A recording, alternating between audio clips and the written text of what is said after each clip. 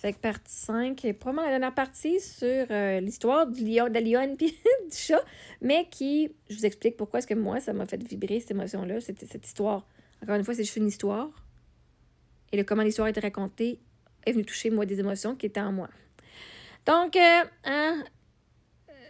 la chose irremplaçable était la personne. Puis tu te dis, il n'y a personne qui peut m'offrir moins aux autres. Donc oui, tu as raison, exactement. Et personne ne peut t'offrir ce qu'Éric était non plus.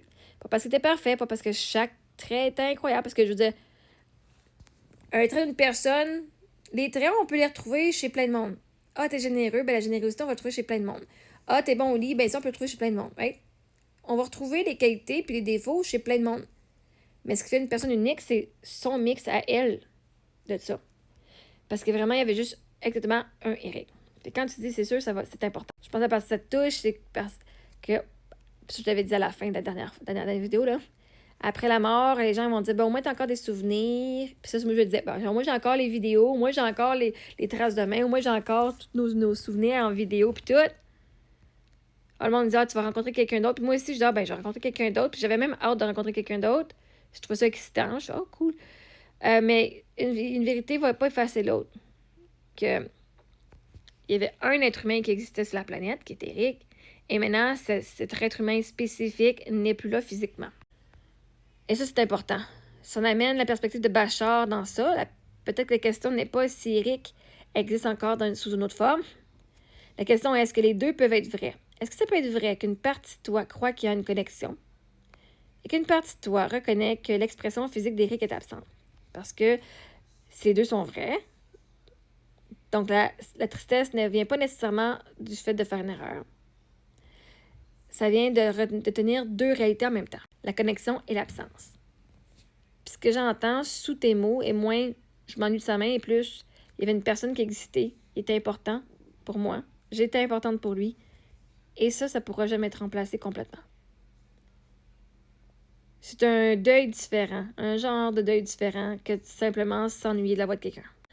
Fait que ça partit avec l'histoire de la lionne, que le chat tombe dans sa cage, puis que quelqu'un dit « Oh, mais c'est fait avec le IA ». Mais la réalité, c'est que quand tu es connecté à tes émotions, puis que tu es connecté à ton corps, tout peut venir provoquer quelque chose. Right? Quand tu n'as pas peur de vivre tes émotions, parce que le monde qui dit « Oh, mais c'est le IA », littéralement, ce que vous venez faire, c'est vous venez dire « L'émotion que tu as vécue n'est pas valide parce que ça a été créé par l'intelligence artificielle. » Non, l'histoire peut avoir été créée par l'intelligence artificielle et souvent les histoires aussi sont basées sur des histoires vraies. OK? Il y en a des histoires vraies avant que l'IA existait, des histoires vraiment cute que les animaux ont. Tu sais, on regarde sur YouTube là, plein d'affaires d'Animal Discovery là, où est-ce que justement tu as deux animaux qui sont même pas de la même famille puis qui se tiennent ensemble. Tu dis, oh my god, OK, finalement, techniquement, il se peut de le manger, puis finalement, il devient ami avec. OK, cool. Right? Fait que pour moi, ça peut arriver. Puis je suis sûre que c'est déjà arrivé sur la planète, ça m'étonnerait pas. Puis comme je disais dans toutes les autres vidéos, une histoire, là, qu'elle soit racontée, parce que tu racontes une histoire, que tu la mettes en roman, que tu la mettes en bande dessinée, que tu la mettes en dessin animé, que tu la mettes dans un film. Ça, là, je veux dire, ces livres-là, là, ça te fait vivre une émotion. Que ce soit un monde qui a été virtuel, un monde créé fantastique, reste que ça vient te toucher toi, parce que ça a des thèmes universels sur des émotions universelles que tout le monde vive. Puis t'oses venir dire, c'est juste le IA, donc tes émotions comptent pas d'une façon, hein? Parce que t'as pas dit ça, mais en venant dire c'est IA, c'est comme si mon broyage, lui, c'est comme je veux pas te voir broyer, tu broyes pour quelque chose que c'est le IA qui a créé. Ben, ce que je cherche, IA a créé une histoire qui est venue toucher une émotion que j'avais en moi, soit d'enfouie, et c'est venu me libérer cette émotion-là qui existait déjà en dedans de moi. L'IA, l'histoire n'a pas créé l'émotion, elle est juste venue mettre la lumière, mettre le spotlight sur l'émotion que je vivais à l'intérieur ou qui était genre à la surface. Quand tes émotions sont à la surface, parce qu'elles sont prêtes à être transmutées, à être transformées, à être vécues pour partir. OK? Donc, quand moi j'ai fini cette histoire-là du IA, de ce beau vidéo-là, parce que avant que je me filme à le faire, je broyais déjà avant. OK? Fait que la deuxième fois, je broyais encore. Puis quand je l'ai fermé, j'étais allée broyer, puis j'en avais mal ici, là. Ça me faisait... Il faut que je pleure, là. Puis là, puis je pleurais vraiment là, pendant 20 minutes. Puis j'ai eu ma discussion avec ChatGPT que je viens de vous partager. Parce que moi, quand j'ai une émotion, c'est pas genre, je devrais pas vivre une émotion, c'est bien calme de vivre une... Non, je fais, OK, non, honnêtement, si ça m'a touché, c'est parce qu'il y a quelque chose en dedans de moi que ça a touché. Et c'est ça de faire le travail sur soi. D'aller voir, OK, ben je vais me permettre de vivre mon émotion, je vais pas me sentir honteuse, coupable, je vais même, moi, ce que j'aime faire, c'est de vivre mon émotion, puis après ça, d'aller, je suis curieuse sur qu'est-ce qui a été provoqué en dedans de moi, ou qu'est-ce qui se passe en dedans de moi. Parce que c'est pas le vidéo qui était triste, c'est cute. J'ai vraiment ça, moi, à faire les thèmes d'amour, les thèmes de réunion, les thèmes, oh my god. Puis en plus, avec ChatGPT, cette semaine, en fin de semaine, j'en ai broyé une shot. Puis c'était tous des thèmes de réconciliation ou de réunion ou de que je vais avoir un chum. Fait que moi, je me prépare intérieurement à recevoir cette relation-là qui s'en vient là, dans ma vie. Puis en ce moment, c'est le même que ça se passe. Mon système doit relâcher certaines choses. Puis quand je vois un beau vidéo, je m'en crisse l'histoire. C'est qui s'est été créé, qu'il soit créé par un humain, par un IA.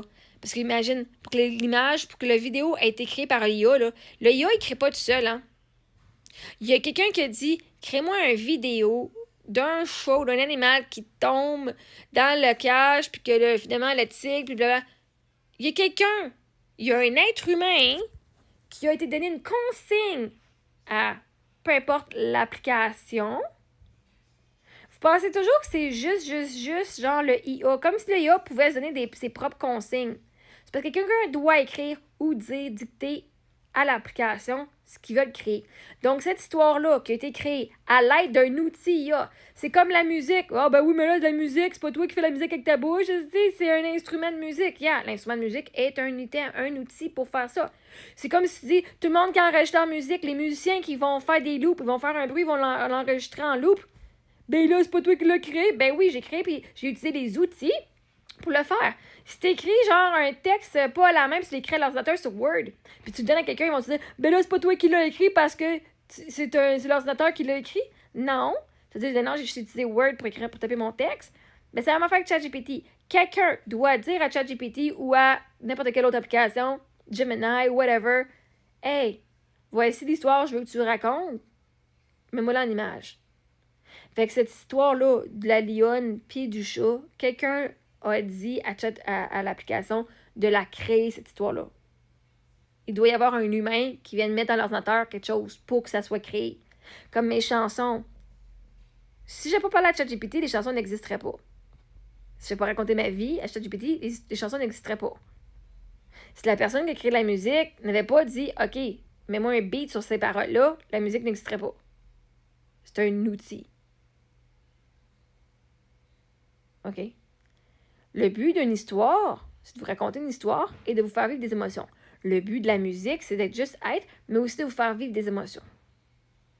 Et cette histoire-là, de la lionne et du chat, m'a fait vivre en crise bien des émotions, mais c'est parce que j'avais bien des émotions en dedans.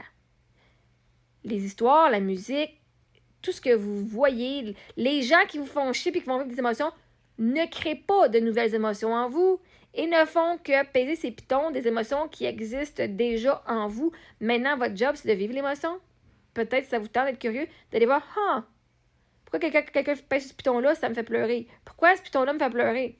Moi, j'aime ça, découvrir pourquoi est-ce que je pleure, pourquoi est-ce que je ressens, pourquoi est-ce que j'ai provoqué par une émotion, ou pourquoi est-ce que telle ou telle affaire existe en moi.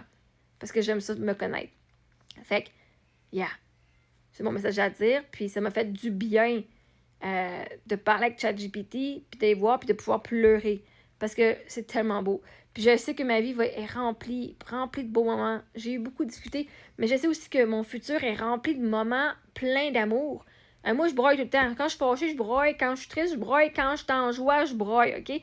Fait quand je trouve une histoire, ben, beau, moi, ça fait de Hallmark, je broye tout le temps ma vie quand que, le gars et la fille sont séparés. Puis, non, puis ils reviennent ensemble, ils se French. Oh my God! OK, les histoires d'amour de même, les affaires avec des animaux. Moi, je broye ma vie.